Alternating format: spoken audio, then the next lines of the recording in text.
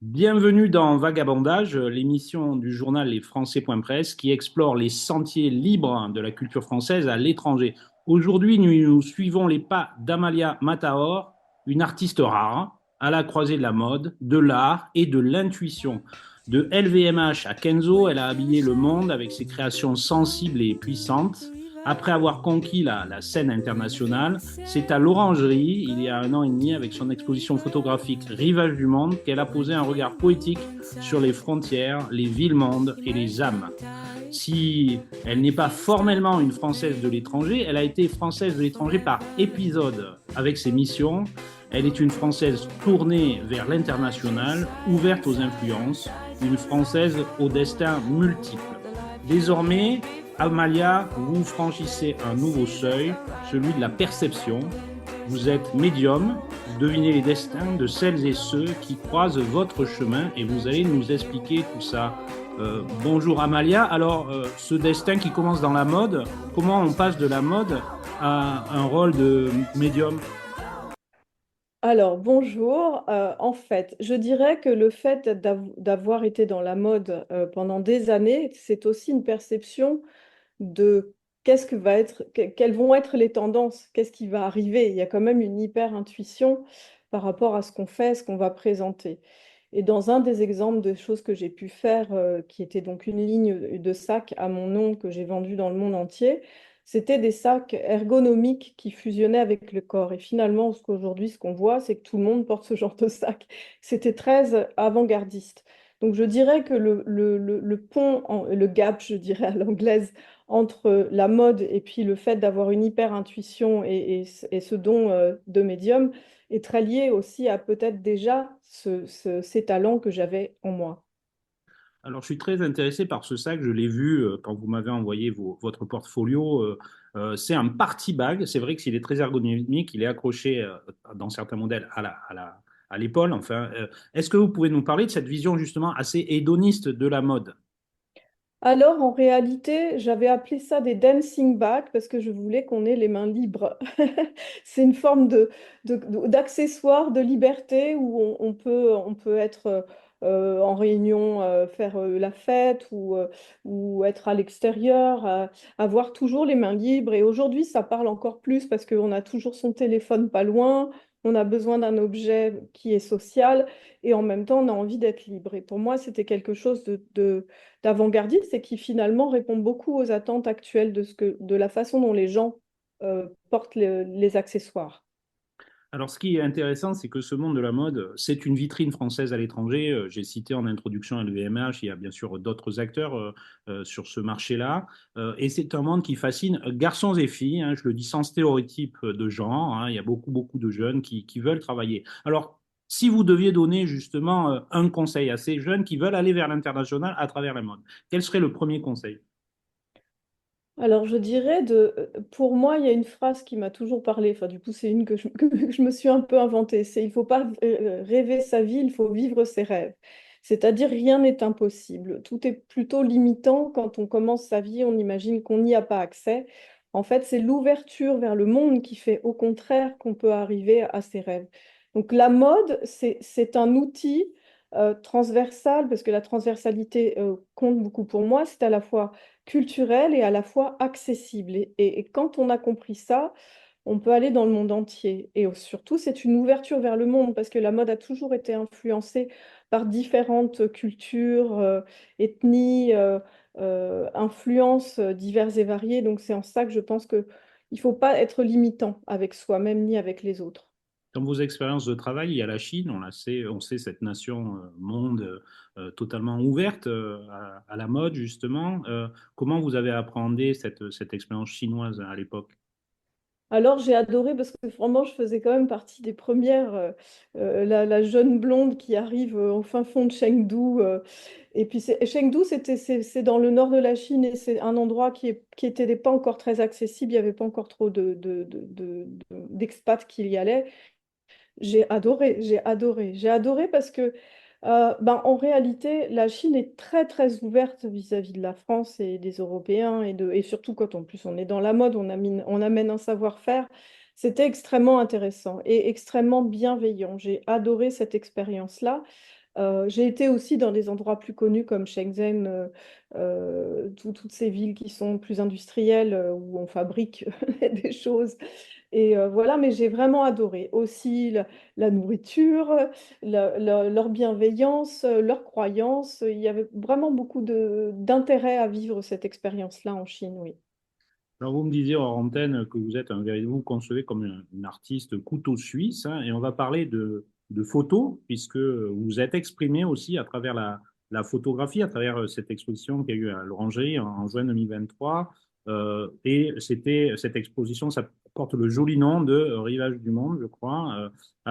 Comment on part vers certaines villes-mondes, je crois qu'il y avait Los Angeles, hein, c'est vraiment là aussi des univers en tant que tels, et comment on fait des choix finalement, comment on trouve une thématique assez dépouillée d'ailleurs dans le traitement photographique. Comment on arrive à ça? Alors, en réalité, c'est vrai que la symbolique du rivage du monde me touche parce que pour moi, le rivage, c'est un endroit où on arrive, où on peut être parfois heureux, parfois malheureux. On peut arriver dans un endroit et puis on apprend et on a la bienveillance du pays qui va nous recevoir ou des complications, mais finalement, on finit par apprendre à s'y installer. Et une des photos, c'est un arbre qui est au bord de l'eau, qui essaye de pousser, et on sent qu'il a pris le vent, la pluie, etc. Mais il est là, au bord entre l'eau et la terre. Pour moi, et je l'avais appelé l'humanité dans le sens d'avoir l'humain et d'avoir notre force en tant que de résilience et de capacité à dépasser toutes les épreuves. Moi, ce qui m'a touchée dans les rivages du monde, c'est qu'il y en a dans le monde entier, c'est que finalement, il y a aussi des points communs à des endroits qui sont complètement différents. J'ai essayé, par exemple, New York, d'avoir une partie sauvage, alors que New York est totalement urbain. Los Angeles, c'était plus suranné, avec un côté années 70 très pur. Et c'est vrai que mon travail est assez pur parce que on dit en photo qu'il faut pas qu'il y ait trop de, il faut pas que ça soit géométrique parallèle, qu'il y ait une ligne d'horizon au centre. Et finalement, moi, tout est très construit finalement. Mais intuitivement, quand j'ai fait cette série photo, c'était intuitif. Mon message, c'était vraiment cette universalité et ce lieu d'accueil et en même temps où on doit apprendre à s'intégrer dans le lieu dans lequel on va être et le recevoir. Si on s'intéresse à l'économie de l'art, hein, parce qu'on a tendance parfois à voir les artistes comme des personnes un peu éthérées, et on oublie parfois, ben voilà, il faut gagner sa croûte, etc. Est-ce que c'est difficile aujourd'hui en termes de photographie euh, je dirais pas de gagner sa vie, mais au moins de ne pas perdre d'argent, puisqu'on sait quand même il y a le prix des tirages, etc. Est-ce que, parlez-nous un petit peu de cette économie de l'art, hein, à laquelle vous êtes confronté. Alors, je dirais que moi, j'ai un chemin par rapport au rapport à l'argent, par rapport à une œuvre. Je pense qu'il y a une grande dichotomie entre des gens qui vont faire des choses et qui vont être achetés à des tout petits prix, et puis des prix extrêmement extrêmes, justement, et délirants parfois. Euh, pour connaître pas mal d'artistes photographes, c'est qu'en fait, il doit y avoir une balance de prix qui fait qu'à la fois les gens peuvent s'acheter un rêve, quelque chose qui va leur faire du bien quand ils vont le mettre chez eux, et en même temps que ça soit quand même accessible. Ce qui fait qu'il y a pour moi, ça doit quand même rester accessible. Et ça permet aux gens de s'acheter une œuvre et de pouvoir la voir chez eux. Et pour moi, ça, c'est vraiment la chose qui est très importante. Donc, éditer une photo, faire un joli cadrage et puis y mettre une caisse américaine ou autre, ça, c'est un très bel objet, mais ça peut rester accessible. Et du moins, c'est ma démarche. On voit que dans votre démarche, il y a cette idée du trait d'union. Vous avez relié les rivages du monde donc, qui se répondent les uns les autres. Et puis, il y a vos origines qui sont avec ce nom qui est très particulier. Je crois que vous êtes à la rencontre du monde slave, du monde latin. Est-ce que vous pouvez nous parler de ces origines et comment elles vous inspirent aussi dans votre travail? Alors, je dirais toujours cette transversalité, ce que je n'aime pas les règles. Enfin, je respecte les règles, mais j'aime à l'idée qu'on puisse les transgresser dans le bon sens, c'est-à-dire de ne pas se limiter, de ne pas être limitant. C'est pas parce que on est pauvre qu'on n'y arrivera jamais ou qu'on a des rêves inaccessibles. C'est pas parce qu'on est déraciné qu'on n'est pas capable d'ancrer ses racines quelque part. ou d'être une plante hors sol. Moi, je me définis pas mal comme une plante hors sol. Je me sens un peu. Voilà. Je dirais que bah, le côté slave, et bah oui, c'est vrai que moi j'ai des origines slaves, donc je suis très entière, on dira. J'aime faire les choses passionnément ou rien. Je suis très investie. J'ai aussi dans cette nature-là une entièreté avec l'amitié, avec les gens que j'aime, et la même chose dans les passions, je dirais. Le côté latin, c'est le côté plus... bah, il y a aussi le sens du détail, la beauté des objets. L'Italie, c'est sûr, j'y ai beaucoup travaillé aussi. Il y a des artisans, mais magnifiques, que ça soit dans la joaillerie, dans la maroquinerie et dans tous les travaux d'art. Donc, je dirais que ça m'a inspiré. Et puis aussi la joie de vivre, hein. Je dirais que ce mix italien-slave et plus français, ça fait un mélange assez intéressant. Donc, je pense, et puis ça m'a donné aussi par rapport à un parcours mes parents ont un parcours très intéressant et complexe, une force de vie dont je sais que c'est par rapport au fait qu'ils se soient battus socialement, que c'était des gens intellectuels, mais qui parfois ont eu des revers de la vie, etc. Et ils ont toujours eu cette force mentale euh, qui est un exemple pour moi, qui fait qu'il n'y a pas de limite. On n'a de limite que ses propres limites, dirais-je. C'est une belle formule. Alors, on va en venir sur une de vos activités actuelles, qui est celle de médium, en précisant à nos auditeurs, bien sûr, que en matière de médium, il y a ceux qui y croient, il y a ceux qui n'y croient pas, il y a ceux qui pensent qu'effectivement, il y a des portes du destin et qu'on peut peut-être ouvrir les portes de la perception, comme disait Aldous Huxley dans un roman très célèbre il y a une cinquantaine d'années. Alors, comment se découvre médium? Tout simplement. Alors, je dirais que c'est quelque chose que j'avais en moi depuis l'enfance, mais je l'acceptais difficilement parce que j'avais l'impression vraiment d'être très étrange. Euh, et ça s'est avéré que je pouvais avoir un rêve et puis le lendemain, les choses se réalisaient mais exactement comme je l'avais vu pour ma sœur, pour ma mère. Et puis après, ça a avancé dans la vie où quand je travaillais dans la mode, bah, c'était les mannequins, c'était les photographes, ils me demandaient de regarder, qu'est-ce que tu vois? Et en fait, chaque fois que je disais quelque chose, 90% du temps, ça s'avérait vrai. Et dans une des anecdotes qui a fait que les choses ont démarré, c'est que un jour, je fais une voyance à Saint-Germain-des-Prés auprès d'un couple américain. Je leur dis, ils me demandent, parce que j'étais avec un couple d'amis, je leur dis tout ce que je vois. Et là, ils hallucinent parce qu'en fait, tout était vrai. Et ensuite, ils m'invitent à New York. Je suis à New York avec eux. Et ils avaient des problèmes pour avoir des enfants, je dis tout. Donc, tout ça fait qu'après, on m'a invité à New York. J'ai rencontré des gens. Ça va de la CEO de Frank Miller, qui est le créateur de Batman, à des gens de tous les milieux sociaux, hein. C'était extrêmement intéressant et on m'a payé plusieurs fois le billet pour aller là-bas et pour faire ces sessions. Et ça m'a développé un réseau international pour le coup par rapport aux Français à l'étranger. Je parle du coup 95% du temps anglais. Quand je fais les sessions, je les fais par Zoom ou par Google Meet.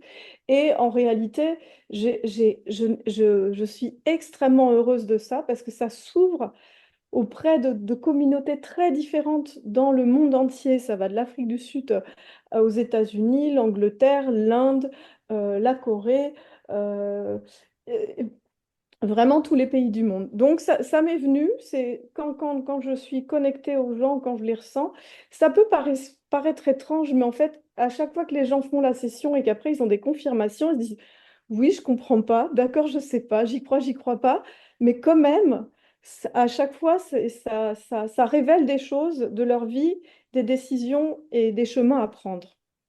Alors, il y a dans cette dimension de médium, j'ai aussi une dimension de psychologie parce que il y a les bonnes nouvelles qu'on annonce facilement. Voilà, je vois un enfant, je vois un mariage, je vois un amoureux. Et puis, il y a nécessairement dans la vie des événements tragiques, peut-être que vous percevez. Alors, comment on fait pour annoncer les mauvaises nouvelles? Alors, à chaque début de session, je donne des règles. Je dis toujours, parce que sinon, il y a quelque chose qui est difficile. La première, je dis qu'on a toujours son libre arbitre. Quoi que je dise, je ne suis pas Dieu le Père ni rien du tout. La personne, elle doit objectivement prendre ses décisions alignées avec elle-même. La deuxième chose que je dis, qui est importante, c'est de ne pas avoir peur.